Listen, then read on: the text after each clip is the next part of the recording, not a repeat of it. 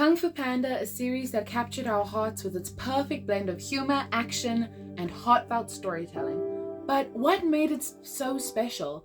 And why did the fourth movie fail to live up to our expectations? Hello everybody, welcome back to Naughty Escapes, and today we're looking at the Kung Fu Panda series. We're exploring why we fell in love and why the fourth movie just left us disappointed. From the first time we met Po, the clumsy panda, with dreams of becoming a kung fu master, we were hooked. The first movie introduced us to a world with vibrant characters, stunning animation, and a story that resonated with audiences of all ages. Po's journey from an unfit noodle shop worker to an unfit dragon warrior was more than just a tale of personal growth. It was a story about believing in oneself and finding the strength to overcome obstacles from within. But it wasn't just Po's story that made us love these movies, it was the supporting cast. Master Shifu, Master Oogway, the Furious Five. All of these characters brought their own unique charm and depth to the movies. The Furious Five, each character different and heavily worked on. Their personalities so vastly different, making them so realistic. Each character had a different dynamic, showcasing the importance of friendship and teamwork, and the fact that you don't really meet people who are the same. Those characters, you can relate to something within them, even though they are so different, which is so important. And who can forget the relationship between Po and Master Shifu? Their evolving mentor-student bond was, in my opinion, the highlight of the series. Shifu growing from denying the role of Po as Dragon Warrior to accepting it and making him choose the new one in the fourth movie. So, with such a strong foundation and a phenomenal first, second, and third movie, what went wrong with the fourth? Kung Fu Panda 4 had a lot to live up to, but it really did struggle to capture the same magic as the first three movies. The story felt forced and the character development was just lacking. It seemed to rely too heavily on nostalgia from the previous movies, rather than bringing something new to the table. Not only that, but I can't really see Po denying destiny as he did in the fourth movie. In the first three, destiny or fate took him on paths that he couldn't deny, like fighting Tai Lung, destroying Emperor Shen, and returning General Kai to the spirit realm. Yes, in the fourth movie, his next step was choosing a Dragon Warrior, but the new Dragon Warrior, it's me! Ugh! I cringe every single time. Many fans felt that the new characters introduced didn't have the same impact as the original cast.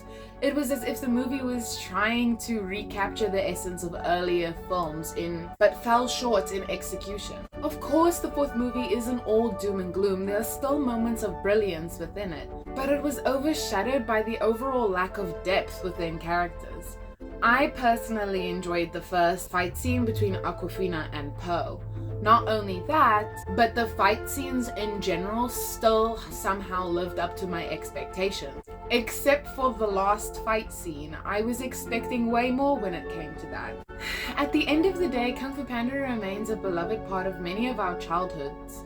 It's a testament to the power of storytelling, character development, and the timeless themes of self-belief.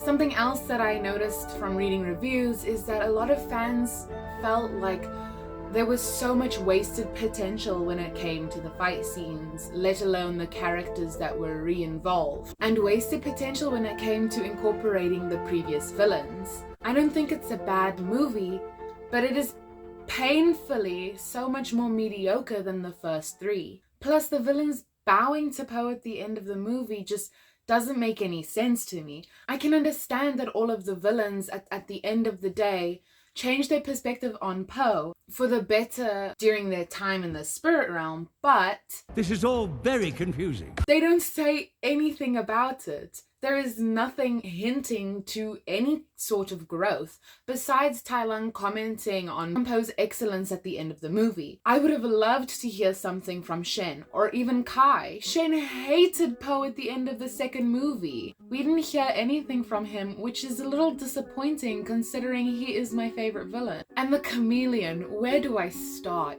Such great character design, but no depth. With Tai Lung, Lord Shen, and even Kai, they each have a backstory worth telling and a reason reason for the way that they act the way that they do. The chameleon's only reason was, and I want to rule over everything, which makes sense, but it's not really compelling enough.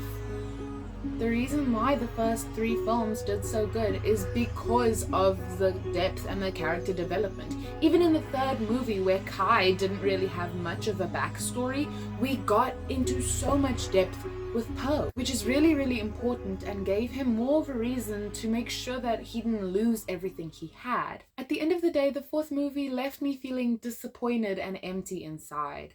I still wanted that kind of consoling, comforting ending that everything is going to be okay. Instead, I'm like, okay, what now? What happens next?